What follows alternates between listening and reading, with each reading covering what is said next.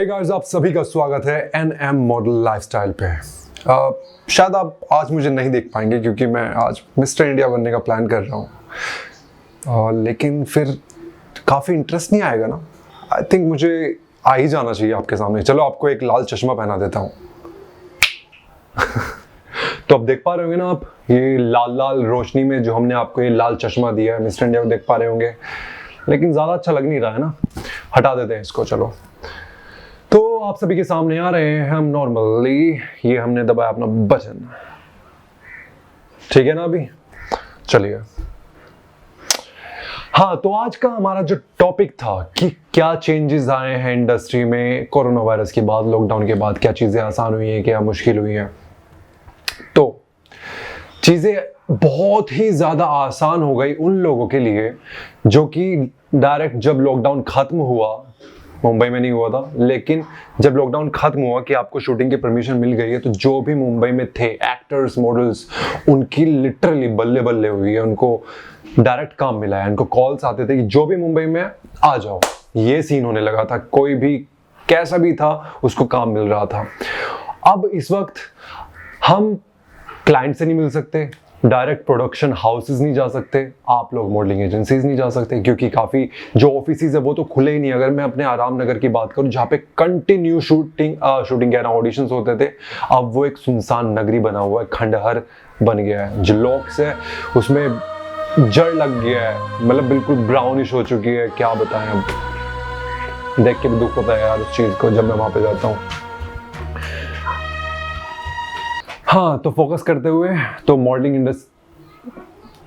Industry के लिए कैसा रहा, क्योंकि हम तो यहाँ पर सिर्फ मॉडलिंग इंडस्ट्री के लिए बैठे हैं ना। हमारे जो ऑडिशंस हैं, जैसा कि मैंने बताया कि घर पे हो रहे हैं, हमने पूरा सेटअप लिया हुआ है, लाइट ली है, कैमरा है, लैपटॉप है, एडिटिंग वगैरह इसी पे चलती है। तो हमें क्लाइंट सामने से बोलता है कि भाई ये स्क्रिप्ट है, ये ऐसे ऐसे आपको ऑडिशन बना के भेजना है। हम लोग खड़े होते हैं, अपना शूट करके बना के भेजते हैं, और फिर उसके बाद अगर लोग हो जाते हैं तो उसके बाद डायरेक्ट शूट पे ही मिलते हैं। हम उससे पहले मिलते भी नहीं है, सच्ची बता रहा हूँ। और जहाँ तक मैं बजट की बात करूँ कि अब पैसा ज़्यादा मिल रहा है, क्योंकि बहुत रिस्क है, रिस्क लेते हुए काम करना पड़ रहा है, तो बहुत ज़्यादा पैसा मिलेगा। नहीं, ऐसा कुछ नहीं है।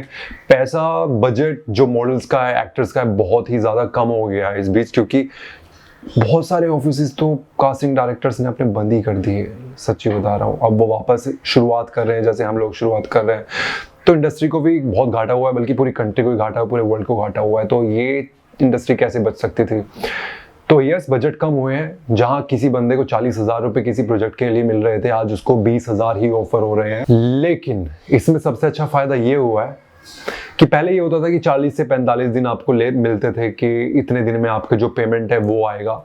लेकिन अब सबसे अच्छी चीज़ ये है कि आपको या तो सेम डे पेमेंट मिल जाता है, या तो 10 दिन, एक हफ्ते के अंदर आपको पेमेंट आपका मिल जाता है। नेगेटिव पॉइंट ये है कि आपको पैसा कम मिल रहा है, लेकिन पॉजिटिव पॉइंट ये है कि ऑन द स्पॉट भी मिल रहा है, 10 दिन के अंदर मिल रहा है। आपको ज़्यादा इंतज़ार नहीं करना पड़ रहा है।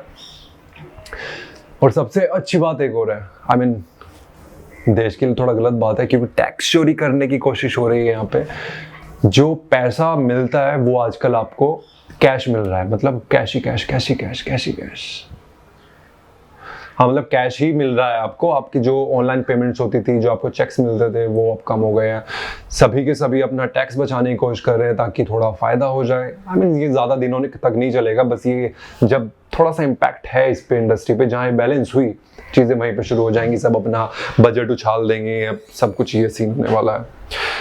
लेकिन बहुत ज़्यादा मिस कर रहा हूँ ना, जब आप ऑडिशंस की लाइन में लगते थे, इतने सारे लोग होते थे, आप सभी से मिलते थे, एक जो सर्किल होता था वो बड़ा करने का मौका मिलता था। अब क्या होता है कि आपको घर पे ही तैयार होकर बैठना पड़ता है। आप सुबह उठ जाते हैं, कब आपको किस वक्त ऑडिशन का अपडेट आ जाए कि भाई ये है, फटाफट बना के भेज दो, क्योंकि आप तो घर पे हैं, आपको 5 से 10 मिनट में बना के भेज देना चाहिए। ये हल्का सा दबाव होता है।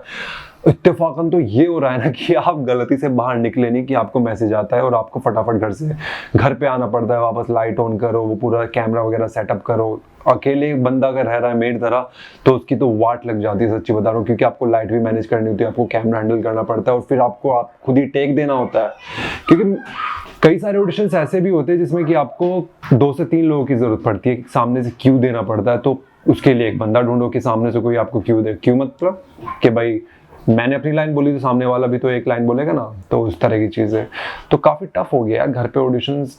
पहले सोचते थे कि यार घर पे होना चाहिए सब कुछ, बाहर कौन जाएगा धूप में भटकना, लेकिन आज वही चीज़ तो मिस कर रहे हैं, सारी चीज़ें खुद ही हैंडल करनी पड़ती है। आई होप सब कुछ जल्दी से ठीक हो जाए। और जहाँ तक मैं मॉडलिंग इंडस्ट्री की बात करूँ तो यार बहुत ही कम लोगों को वो आजकल हायर कर रहे हैं। अगर आप एक्सपीरियंस है तो काफ़ी आसान है, आपने प्रोडक्शन हाउसेज में अपने कॉन्टैक्ट्स पहले बना लिए तो उन एक्टर्स के लिए बहुत ज़्यादा आसान है। अब हम भी नहीं सोच रहे हैं कि यार उन लोगों से काश कि हम पहले मिलने होते, तो ये सीन चल रहा है। हाँ, और कुछ चेंजेस होंगे तो बताएंगे, अभी तक के लिए तो सिर्फ इतना ही था। चलिए मिलते हैं।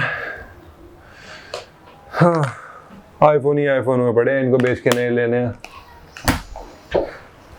चलो भाई। अरे हाँ, बाय द वे मैं फिर से मिस्टर इंडिया बन के बाहर जा रहा हूँ लोगों को परेशान करने के लिए। तो ये सीन कह रहा था मैं यार यूट्यूब चैनल को अगर देख रहे हो तो अगर ये खास करके इतनी बोरिंग चीज़ को पूरा देख लिया है तो यार सब्सक्राइब कर दो, क्योंकि आगे और भी बोरिंग चीज़ आने वाली है, तो आपको बोर होने में मज़ा आएगा।